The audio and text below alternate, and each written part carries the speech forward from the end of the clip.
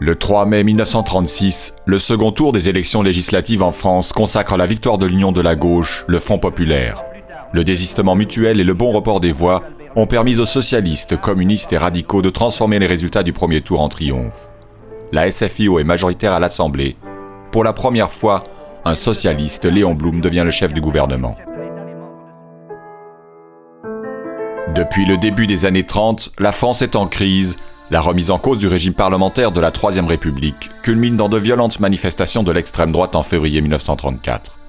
La menace fasciste conduit les socialistes et le Parti communiste à se rapprocher et à s'accorder sur l'unité d'action. Un an plus tard, l'alliance électorale élargie au Parti radical donne naissance au Front populaire. Dans une France polarisée à l'extrême, la gauche remporte les élections sur un programme modéré. La victoire électorale est suivie d'une vague de grèves et occupations d'usines dans une atmosphère de liesse populaire. Face à la généralisation du mouvement, le patronat signe sous l'égide du nouveau cabinet Blum les accords de Matignon, garantissant les conventions collectives, le droit syndical et une augmentation généralisée des salaires. De son côté, le gouvernement instaure les réformes spectaculaires de la semaine de 40 heures et des congés payés. Mais l'enthousiasme est de courte durée, les difficultés économiques et financières s'aggravent.